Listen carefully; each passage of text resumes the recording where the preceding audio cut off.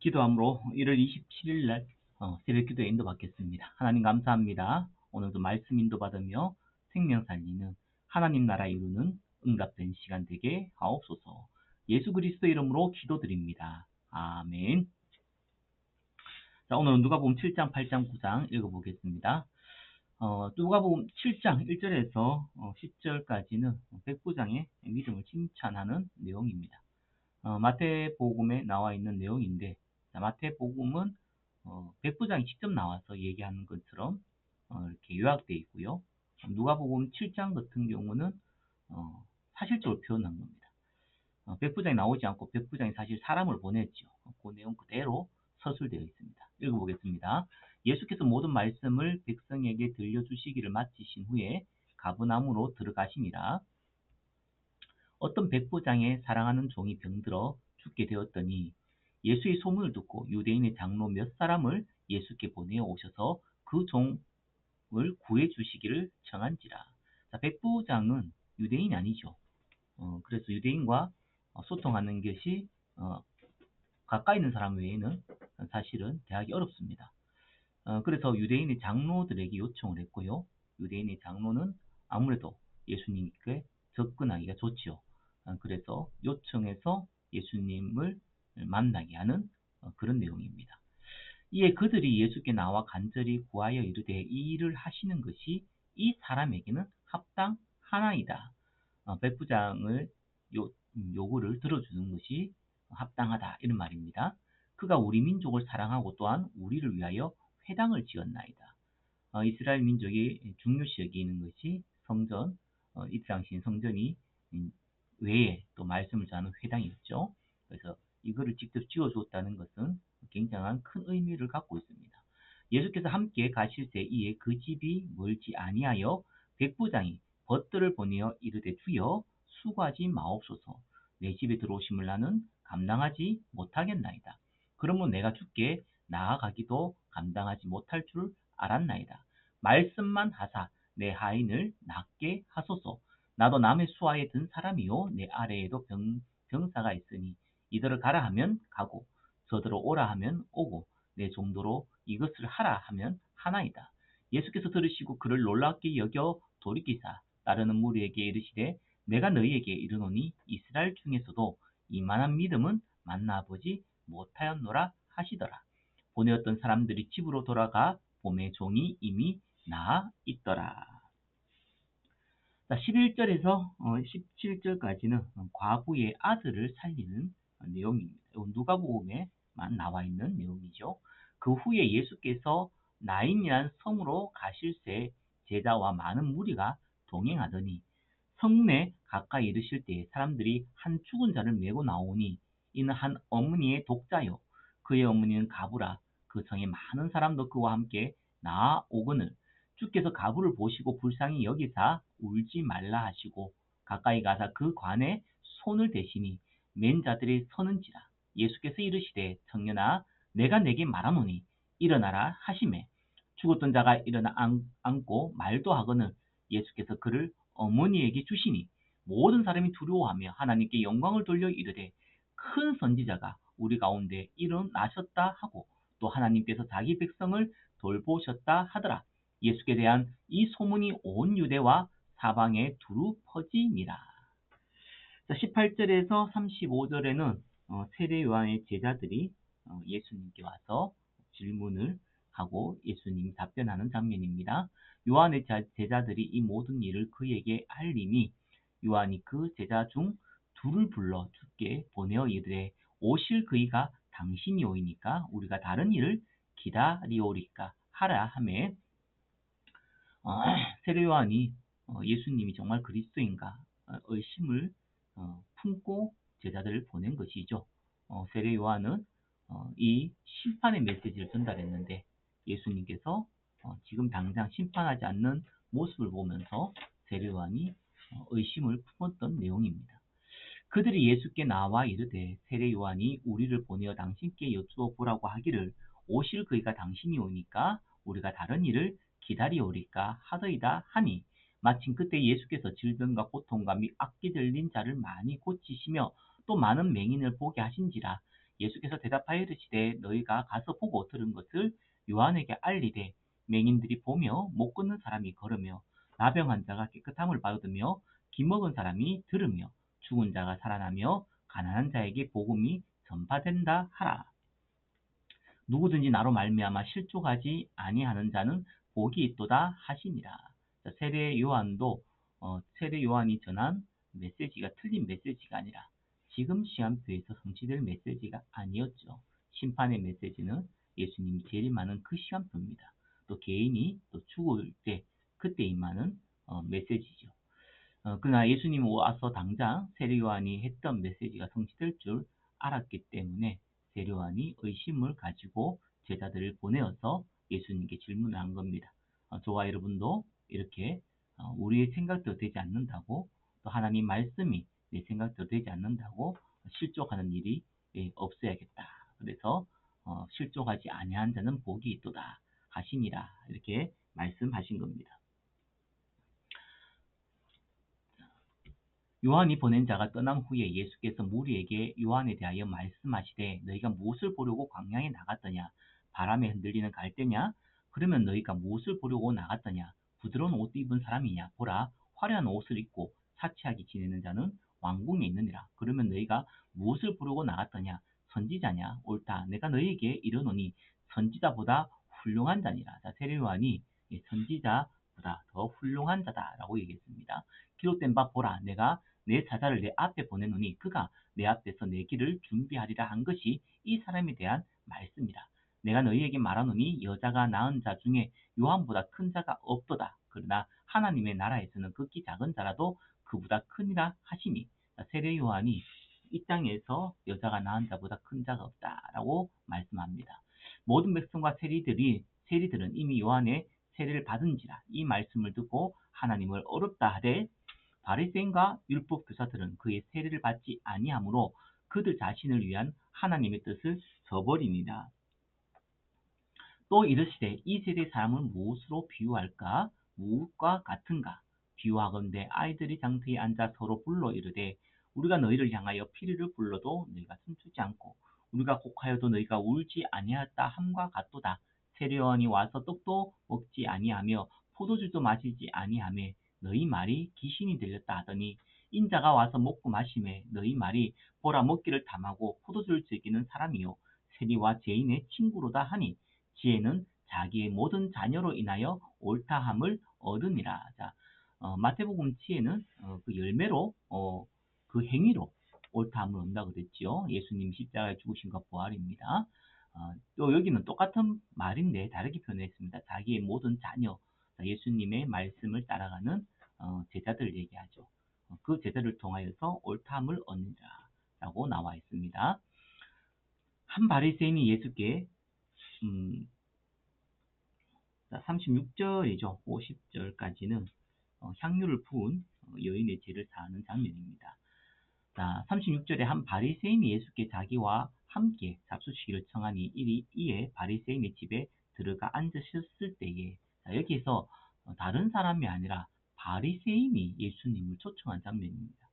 자존심이 강하고 또 교만한 바리새인이 예수님을 초청했죠. 나름대로 예수님에 대해서 좀 알고 싶었던 것 같습니다. 그 동네에 죄를 지은 한 여자가 있어 예수께서 바리새인의 집에 앉아 계심을 알고 향유 담은 옥합을 가지고 와서 예수의 뒤로 그 발 곁에 서서 울며 눈물로 그 발을 적시고 자기 머리털로 닦고 그 발에 입 맞추고 향유를 부으니 예수를 청한 바리새인이 그것을 보고 마음에 이르되 이 사람이 만일 선지자라면 자기를 만지는 이 여자가 누구며 어떠한 자 곧 죄인인 줄 알았으리라 하거늘. 바리새인이 예수님을 초청해가지고 예수님의 말씀을 듣고 예수님의 교훈을 배우고자 하는 것보다 정말 이 예수님이 선지자가 맞냐 아니면 안 맞냐 어떤 테스트 해볼 겸 이렇게 초대한 것을 알 수 있죠. 그래가지고 이렇게 그렇게 생각하고 있는데 여기 저 죄인이라고 나옵니다. 이 여자가 향유를 붓고 자기 머리카락으로 예수님 발을 씻는 장면을 보면서 어떻게 이 여자가 죄인인데 예수님께서 그걸 가만히 보고 있냐. 그건 죄인인 줄을 알았을 거다. 만약에 몰랐다면 선지자가 아니고 선지자라면 알았을 거다. 이런 내용입니다. 예수께서 대답하여 이르시되 시몬아, 지금 바리새인 얘기합니다. 내가 내게 이를 말이 있다 하시니 그가 이르되 선생님 말씀하소서. 이르시되 빚 주는 사람에게 빚진 자가 둘이 있어 하나는 500데나리온을 줬고 하나는 50데나리온을 줬는데, 자, 하루 품삯이 1데나리온 정도입니다. 500이라 하면은 1년 연봉 거의 2년치 1년 반 정도 되는 연봉이죠. 그만한 빚을 줬고, 또 하나는 50데나리온 한 2달 정도 되는 빚을 졌다라고 나와 있습니다. 갚을 것이 없으므로 둘 다 탕감하여 주었으니 둘 중에 누가 그를 더 사랑하겠느냐. 시몬이 대답하여 이르되 내 생각에는 많이 탕감을 받은 자니이다. 이르시되 내 판단이 옳다. 아무래도 빚을 많이 졌는데 많은 빚을 진 사람이 탕감받은 것이 더, 어, 더 사랑한다는 것이죠. 그 여자를 돌아보시며 시몬에게 이르되 이 여자를 보느냐. 내가 내 집에 들어올 때에 너는 내게 발 씻을 물도 주지 아니하였으되 당시에 이스라엘 자체 팔레스타인 그 지방은 먼지가 많기 때문에 손님이 집에 오면은 물을 주어서 발을 씻도록 돕는 것이 관례였습니다. 그런데 이 시몬 이제 그 바리새인은 그냥 예수님을 좀 알고자, 또 어쩌면 자기가 동급이라 생각을 하고 조금 더 높다고 생각하고 또 테스트 겸 배울 겸 불렀기 때문에 발 씻은 물도 대접하지 않았죠.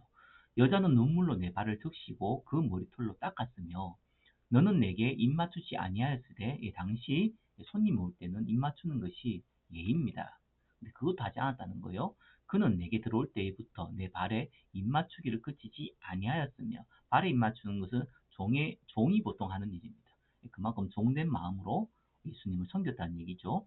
너는 내 머리에 감람류도 붓지 아니하였으되, 당시에 감람류는 대량으로 이렇게 생산을 하기 때문에 가장 값싼 기름입니다.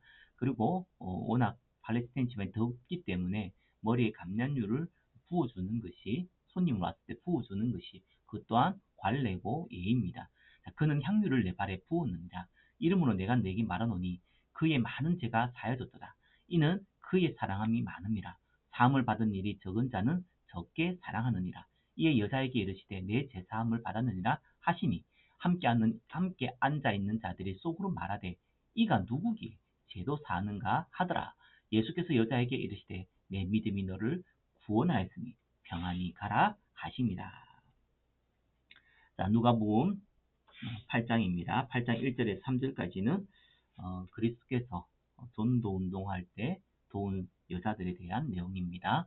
그 후에 예수께서 각 성과 마을에 두루 다니시며 하나님의 나라를 선포하시며 그 복음을 전하실세 12제자가 함께 하였고, 또한 악기를 쫓아내심과 병 고치심을 받은 어떤 여자들 곧 7귀신이 나간 자 막달라인이라 하는 마리아와 헤롯의 청지기 부사의 아내 요한나와 수산나와 다른 여러 여자가 함께하여 자기들의 소유로 그들을 섬기더라. 자, 복음 전한 자를 섬기는 그 모습을 적어 놨습니다. 자, 4절에서 15절까지는 예수님이 마태복음에 나와 있는 씨 뿌리는 비유를 누가복음에 그대로 적어 놨습니다. 각 동네 사람들이 예수께로 나와 큰 무리를 이루니 예수께서 비유로 말씀하시되 씨를 뿌리는 자가 그 씨를 뿌리러 나가서 뿌릴새 더러는 길가에 떨어짐에 밟히며 공중의 새들이 먹어버렸고, 더러는 바위 위에 떨어짐에 싹이 났다가 습기가 없으므로 말랐고, 더러는 가시떨기 속에 떨어짐에 가시가 함께 자라서 기운을 막았고, 더러는 좋은 땅에 떨어짐에 나서 100배의 결실을 하였느니라. 이 말씀을 하시고 외치시되 들을 귀 있는 자는 들을지어다.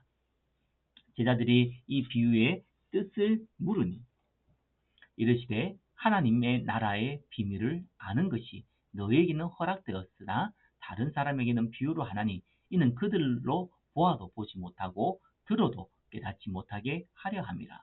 그들이 의도적으로 못 보도록, 의도적으로 깨닫지 못하도록 한다는 그 말이 아닙니다. 그들이 그것을 가지고 오히려 복음을 가지고 이 나쁜데 세상을 이용하는데, 세상의 유익을 얻는데 사용하지 못하도록 했다라는 말입니다. 이 비유는 이러하니라. 씨는 하나님의 말씀이요 길가에 있다는 것은 말씀을 들은 자니 이에 마귀가 가서 그들이 믿어 구원을 얻지 못하게 하려고 말씀을 그 마음에서 빼앗는 것이요 바위 위에 있다는 것은 말씀을 들을 때에 기쁨으로 받으나 뿌리가 없어 잠깐 믿다가 시련을 당할 때에 배반하는 자요. 가시떨기에 떨어졌다는 것은 말씀을 들은 자이니 지내는 중 이생의 염려와 재물과 향락의 기운이 막혀 온전히 결실하지 못하는 자요. 좋은 땅에 있다는 것은 착하고 좋은 마음으로 말씀을 듣고 지켜 인내로 결실하는 자니라. 누구든지 이렇게 해서 씨 뿌리는 비유의 설명을 했습니다. 16절 18절까지는 등경 위에 등불을 둔다라고 말씀하고 있습니다. 누구든지 등불을 켜서 그릇으로 덮거나 평상 아래에 두지 아니하고 등경 위에 두나니 이는 들어가는 자들로 그 빛을 보게 하려 함이라. 숨은 것이 장차 드러나지 아니할 것이 없고 감추인 것이 장차 알려지고 나타나지 않을 것이 없느니라. 그러므로 너희가 어떻게 들을까 스스로 삼가라. 자, 하나님이 말씀을 어떻게 들을까 스스로 삼가라. 마음 말씀을 굉장히 신중히 들으라. 말씀 듣는 자의 태도, 자세를 얘기합니다. 누구든지 있는 자는 받겠고, 그죠? 하나님의 나라에 대해서, 말씀에 대해서 간절히 듣는 자는 그 응답을 받는다는 것입니다. 없는 자는 그 있는 줄로 아는 것까지도. 자, 있는 줄로 아는 것이 뭡니까? 말씀은 들었지만 사실 마음에 안 담은 것이죠. 그것도 다 빼앗기리라. 그 결국은 말씀 듣는 자나 안 듣는 자나 똑같은 정도가 될 정도로 다 빼앗겨버린다. 마음의 말씀이 없어진다라는 그 말씀입니다. 19절에서 21절까지는 예수님의 참 어머니가 누구고 참 형제가 누군지를 알려주고 있습니다. 예수의 어머니와 그 동생들이 왔으나 무리로 인하여 가까이 하지 못하니 어떤 이가 알리되 당신의 어머니와 동생들이 당신을 보려고 밖에 서 있나이다. 예수께서 대답하여 이르시되 내 어머니와 내 동생들은 곧 하나님의 말씀을 듣고 행하는 이 사람들이라 하심이라. 말씀을 듣고 행하는 자가 예수님의 어머니요, 예수님의 동생들이다라는 얘기입니다. 자, 22절에서 25절까지 예수님이 바람과 물결을 잔잔케 하는 장면입니다. 하루는 제자들과 함께 배에 오르사 그들에게 이르시되 호수 저편으로 건너가자 하심에 이에 떠나 행선할 때에 예수께서 잠이 드셨더니 마침 광풍이 호수로 내리치심에 배에 물이 가득하게 되어 위태한지라. 제자들이 나와 깨워 이르되 주여 주여 우리가 죽겠나이다 한데 예수께서 잠을 깨사 바람과 물결을 꾸짖으시니 이에 그쳐 잔잔하여지더라. 제자들에게 이르시되 너희 믿음이 어디 있느냐 하시니 그들이 두려워하고 놀랍게 여겨 서로 말하되 그가 누구이기에 바람과 물을 명함에 순종하는가 하더라. 예수님이 제자들에게 믿음 없음을 꾸짖고 있죠. 예수님이 저와 여러분 함께 하기 때문에 어떤 문제, 사건도 문제가 되지 않습니다. 그리스도 안에 있으면 다 축복으로 변하게 된다. 또 하나님이 해결하신다라는 걸 알려주고 있습니다. 자, 26절에서 39절까지는 군대 귀신 들린 자를 고치는 장면입니다. 그들이 갈릴리 맞은편 가라사인의 땅에 이르러 예수께서 육지에서 내리심에 그 도시 사람으로서 귀신 들린 자 하나가 예수를 만나니 그 사람은 오래 옷을 입지 아니하며 집에 거하지도 아니하고 무덤 사이에 거하는 자라.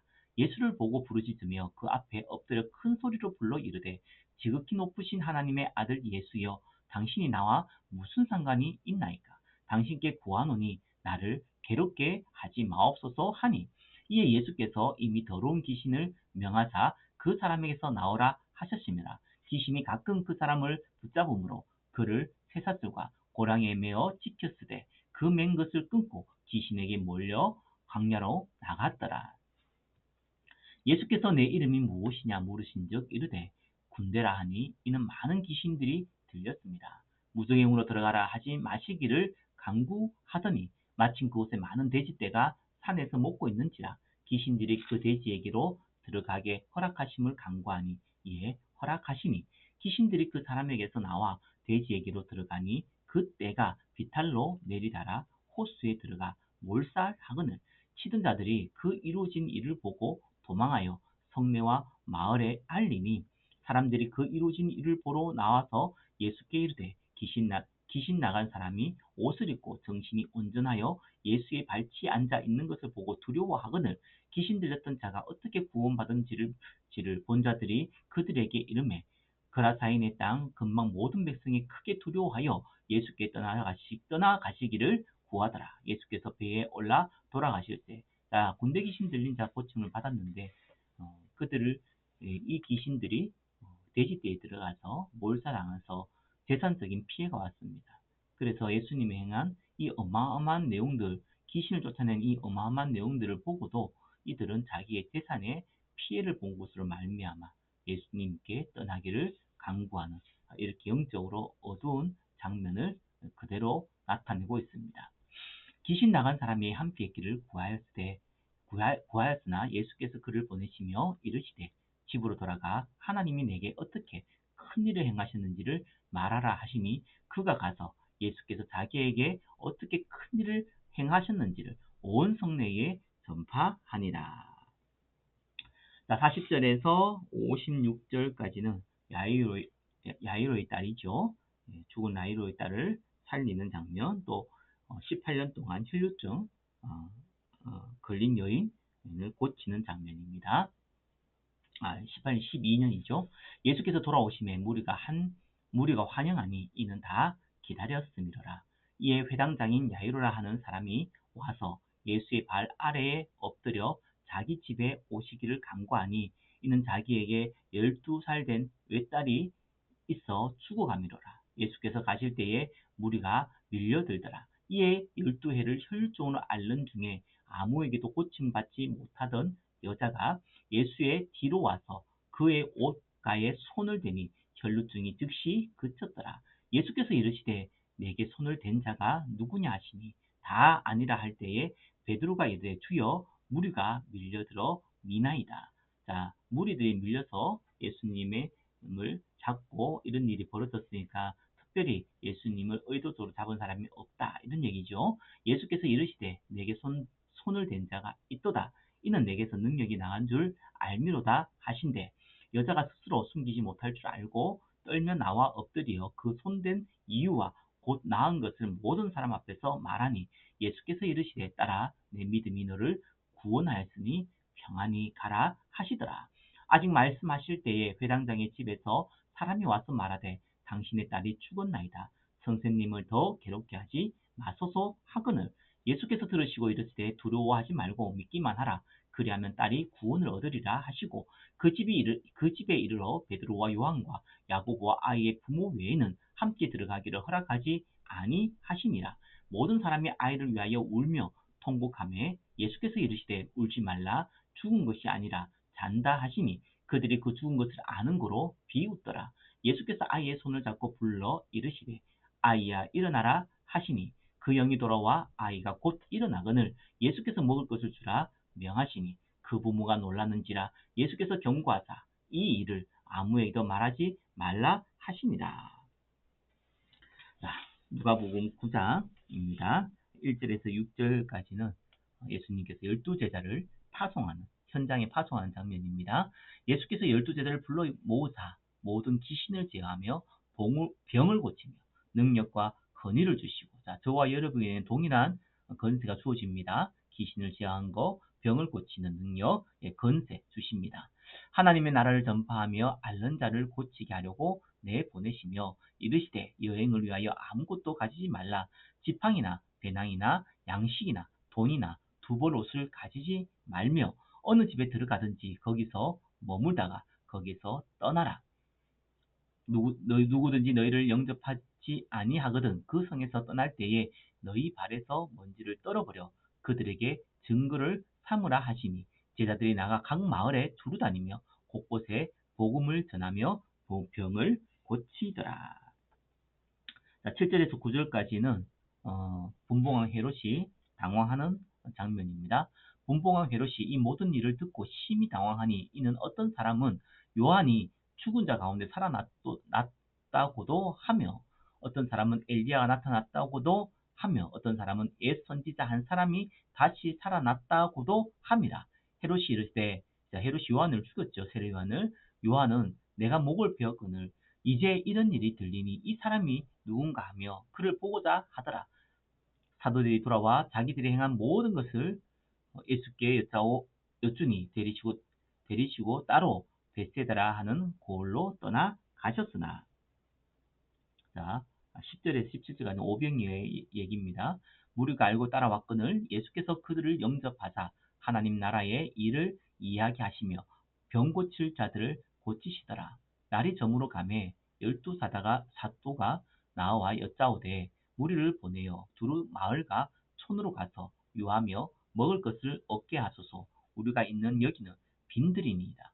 예수께서 이르시되 너희가 먹을 것을 주라 하시니 여짜오되 우리에게 떡 5개와 물고기 2마리밖에 없으니 이 모든 사람을 위하여 먹을 것을 사지 아니하고서는 할 수 없사옵나이다 하니 이는 남자가 한 5,000명 되밀어라.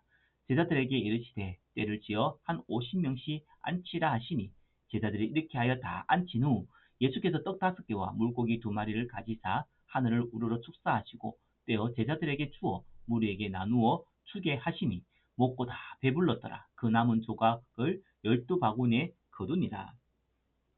18절에서 27절까지는 베드로의 신앙 고백, 또 예수님께서 제자가 감당해야 될 십자가에 대한 내용입니다. 예수께서 따로 기도하실 때에 제자들이 주와 함께 있더니 물어 이르시되 무리가 나를 누구라고 하느냐? 대답하여 이르되 세례 요한이라 하고 더러는 엘리야라, 더러는 에셋 선지자 중에 한 사람이 살아났다 하나이다. 예수께서 이르시되 너희는 나를 누구라 하느냐? 베드로가 대답하여 이르되 하나님의 그리스도이시니이다 하니 경고하사 이 말을 아무에게도 일리지 말라 명하시고 이르시되 인자가 많은 고난을 받고 장로들과 대제사장들과 서기관들에게 버림받아 죽임을 당하고 제3일에 살아나야 하리라 하시고 또 무리에게 이르시되 아무든지 나를 따라오려거든 자기를 부인하고 날마다 제 십자가를 지고 나를 따를 것이라. 누구든지 제 목숨을 구원하고자 하면 잃을 것이요 누구든지 나를 위하여 제 목숨을 잃으면 구원하리라. 사람이 만일 온 천하를 얻고도 자기를 잃든지 빼앗기든지 하면 무엇이 유익하리요? 누구든지 나와 내 말을 부끄러워하면 인자도 자기와 아버지와 거룩한 천사들의 영광으로 올 때에 그 사람을 부끄러워하리라. 내가 참으로 너희에게 이르노니 여기 서 있는 사람 중에 죽기 전에 하나님의 나라를 볼 자들도 있느니라. 주로 이 내용은 하나님의 나라를 볼 자들이 있다. 오순절의 사건을 얘기한다고 주석가들은 얘기하고 있습니다. 28절에서 36절까지는 변화산 사건에 대한 내용입니다. 이 말씀을 하신 후 8일쯤 되어 예수께서 베드로와 요한과 야고보를 데리고 기도하시러 산에 올라가사 기도하실 때에 용모가 변화되고 그 옷이 휘어져 광채가 나더라. 문득 두 사람이 예수와 함께 말하니 이는 모세와 엘리야라. 영광 중에 나타나사 장차 예수께서 예루살렘에서 별세하실 것을 말할세. 베드로와 및 함께 있는 자들이 깊이 졸다가 온전히 깨어나 예수의 영광과 및 함께 선 두 사람을 보더니 두 사람이 떠날 때에 베드로가 예수께 여짜오되 주여 우리가 여기 있는 것이 좋사오니 우리가 초막 셋을 짓되 하나는 주를 위하여 하나는 모세를 위하여 하나는 엘리야를 위하여 하사이다 하되 자기가 하는 말을 자기도 알지 못하더라. 이 말 할 쯤에 구름이 와서 그들을 덮는지라. 구름 속으로 들어갈 때에 그들이 무서워하더니 구름 속에서 소리가 나서 이르되 이는 나의 아들 곧 택함을 받은 자니 너희는 그의 말을 들으라 하고 소리가 그침에 오직 예수만 보이더라. 제자들이 잠잠하여 그 본 것을 무엇이든지 그때에는 아무에게도 이르지 아니하니라. 이튿날 산에서 내려오시니 큰 무리가 맞을새. 37절에서 우리 43절까지는 제자들이 치유하지 못한 귀신 들린 아이를 예수님이 치유하신 장면입니다. 무리 중에 한 사람이 소리 질러 이르되 선생님 청컨대 내 아들을 돌보아 주옵소서. 이는 내 외아들이니이다. 귀신이 그를 잡아 갑자기 부르짖게 하고 경련을 일으켜 거품을 흘리게 하며 몹시 상하게 하고야 겨우 떠나 가나이다. 당신의 제자들에게 내쫓아 주기를 구하였으나 그들이 능히 못하더이다. 예수께서 대답하여 이르시되 믿음이 없고 패역한 세대여 내가 얼마나 너희와 함께 있으며 너희에게 참으리요 내 아들을 이리로 데리고 오라 하시니 올 때에 귀신이 그를 거꾸로 뜨리고 심한 격려를 일으키게 하는지라. 예수께서 들어온 귀신을 꾸짖으시고 아이를 낫게 하사 그 아버지에게 도로 주시니 사람들이 다 하나님의 위엄에 놀라니라. 44절에서 45절은 십자가의 죽음에 대해서 얘기하고 있습니다. 그들이 다 그 행하시는 모든 일을 놀랍게 여기서 예수께서 제자들에게 이르시되 이 말을 너희 귀에 담아두라. 인자가 장차 사람들의 손에 넘겨지리라 하시되 그들이 이 말씀을 알지 못하니 이는 그들로 깨닫지 못하게 숨긴 바 되었음이라. 또 그들은 이 말씀을 묻기도 두려워하더라. 예수님이 십자가에 죽으시고 부활할 것을 얘기해도 제자들은 사실 그러면 안 된다는 생각이 있기 때문에 오히려 그 말을 묻기 더 두려워했다라는 얘기입니다. 자, 46절에서 48절까지는 누가 큰 자인가에 대한 내용입니다. 제자 중에서 누가 크냐 하는 변론이 일어나니 예수께서 그 마음에 변론하는 것을 아시고 어린아이 하나를 데려다가 자기 곁에 세우시고 그들에게 이르시되 누구든지 내 이름으로 이른 어린아이를 영접하면 곧 나를 영접하며 또 누구든지 나를 영접하면 곧 나를 보내신 이를 영접합니다. 너희 모든 사람 중에 가장 작은 그가 큰 자니라. 자, 49절에서 50절에는 누가 너희를 위한 사람인가? 자, 요한이 여짜오되 주여 어떤 사람이 주의 이름으로 귀신을 내쫓는 것을 우리가 보고 우리와 함께 따르지 아니하므로 금하였나이다. 금하였나이다. 예수께서 이르시되 금하지 말라. 너희를 반대하지 않는 자는 너희를 위하여 위하는 자니라 하시니라. 자, 마태복음 12장 하나님 나라에 대해서는 함께 하지 않는 자는 해치는 자라 했죠. 그러나 자, 지금 누가복음 9장에 나와 있는 것은 같은 예수의 이름으로 귀신을 쫓아내는 사실 하나님 나라를 인정하는 자들입니다. 그죠? 다만 제자들과 함께 하지 않는 거죠. 그 사람들은 오히려 너희를 위하는 자다. 그 말입니다. 51절에서 56절까지는 자, 사마리아 마을에서 예수님을 거절하는 장면입니다. 예수께서 승천하실 기약이 차감해 예루살렘을 향하여 올라가시기로 굳게 결심하시고 사자들을 앞서 보내심에 그들이 가서 예수를 위하여 준비하려고 사마리아인의 한 마을에 들어갔더니 자, 예수님께서 있는 곳에서 예루살렘을 갈 때에는 지름길로 가려면은 사마리아 고를 거쳐가야 됩니다. 이 사마리아 사람들은 실제로 같은 유대인이지만 사실은 이 부모가 혼혈되어져 있는 그런 유대인들이죠. 그래서 이 사마리아인과 또 이 본토 유대인들에게는 상당한 갈등, 상당한 벽이 있는 상황입니다. 예수께서 예루살렘을 향하여 가시기 때문에 그들이 받아들이지 아니하는지라. 예수님께서 이 사마리아를 거쳐서 예루살렘으로 가는 것을 보고 사마리아 사람들이 싫어했다는 겁니다. 왜요? 예루살렘이 유대인들이 예루살렘에서 예배를 드려야 된다 생각을 하고 있죠. 그러나 이 사마리아 사람들은 아니다. 예루살렘 말고 우리가 있는 이곳에서 예배 드려야 된다. 이러한 종교적인 갈등도 있기 때문에 그렇습니다. 제자 야고보와 요한이 이를 보고 이르되 주여 우리가 불을 명하여 하늘로부터 내려 저들을 멸하라 하기를 원하시나이까. 예수께서 돌아보시며 꾸짖으시고 함께 다른 마을로 가심이라. 어이가 없어가지고 꾸짖으셨다. 그런 의미입니다. 자, 57절에서 62절까지는 그리스도를 따라야 하는 제자들의 모습에 대해서 자세에 대해서 말씀하시고 계십니다. 자, 길 가실 때에 어떤 사람이 여짜오되 어디로 가시든지 나는 따르리이다. 자, 마태복음 8장 19절에도 이 장면 나오죠. 이때는 서기관이라고 나옵니다. 쉽게 말해가지고 유대 사회에서 나름 최고 계층에 있는 사람이죠. 그 사람이 서기관이 예수님이 어디로 가든지 나는 따르리이다 이렇게 얘기했습니다. 자, 동기가 분명히 뭔지는 잘 몰라도 분명한 건 예수님의 대답을 보면서 유추할 수 있죠.